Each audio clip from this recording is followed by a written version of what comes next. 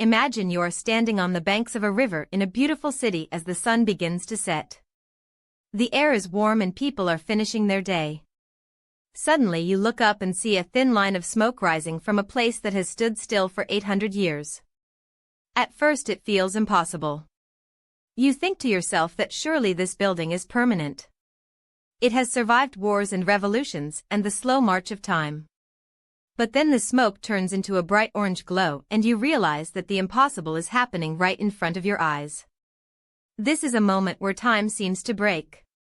The history that felt like a solid rock is suddenly as fragile as paper. We often live our lives assuming that the great things we build will always be there. We take for granted the stone walls and the ancient windows that watch over our streets.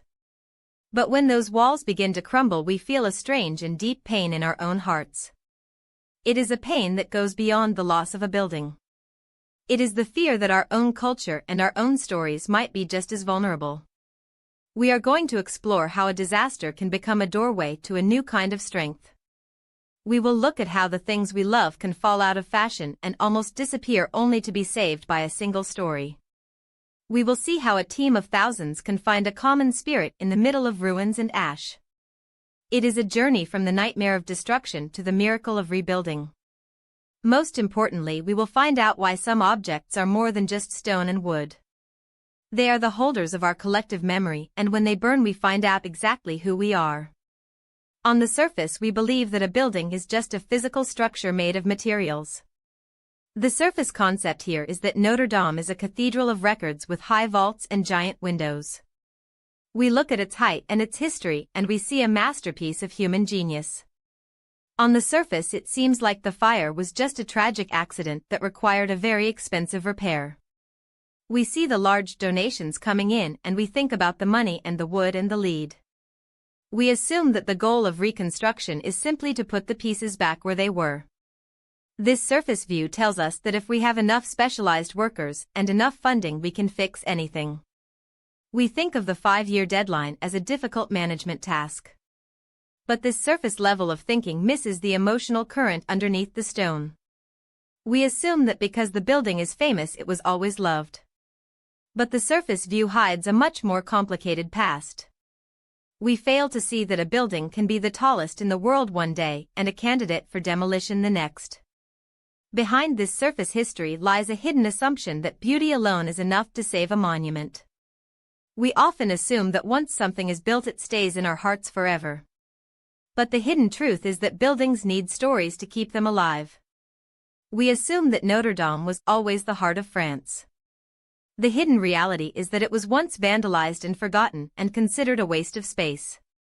It took a novel written by an author who saw the soul in the stone to change the destiny of the entire cathedral. We assume that the architects of the past were just copying what came before them.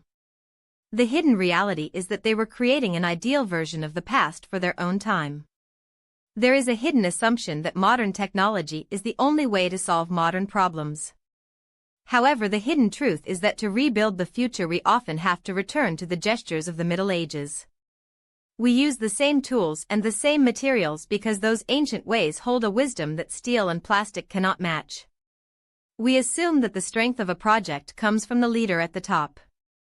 The hidden reality is that the real power is found in the bond between the carpenter, the glass worker, and the person climbing the ropes.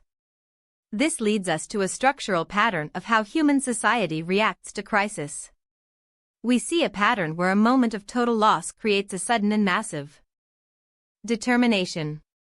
This is a structural shift in human energy. When the spire collapsed, it did not just create rubble, it created a spirit of focus and joy that united 2,000 people.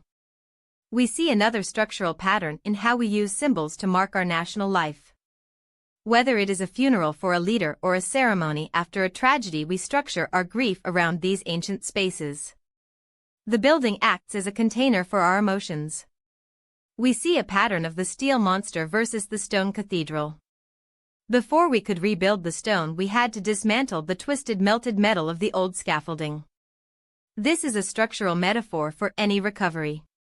We often have to clear away the dangerous mess of the present before we can touch the foundations of the past.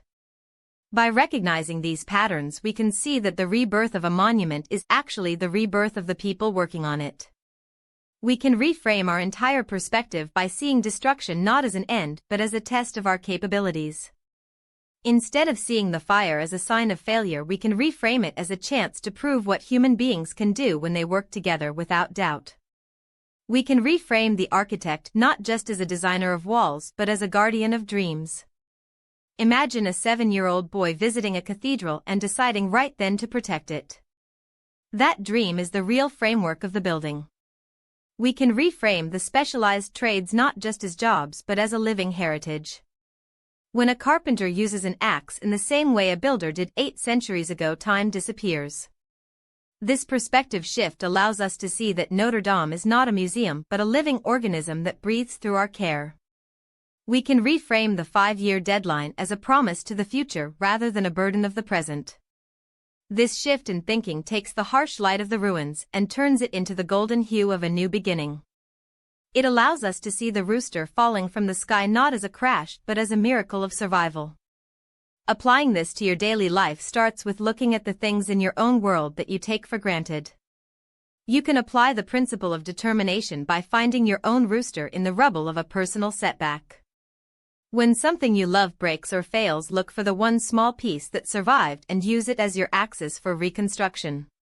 You can apply the idea of companionship by seeking out others who share your focus. Whether you are working on a small project or a big career change, find the tradespeople of your own life who bring expertise and patience. Apply this by recognizing that even the most trying conditions like a pandemic or a heat wave can be managed if there is a spirit of sharing. You can apply the lesson of the novel by realizing that the stories you tell about your work are what give it value. If you want people to care about what you are building, you must put your heart and your culture into the narrative.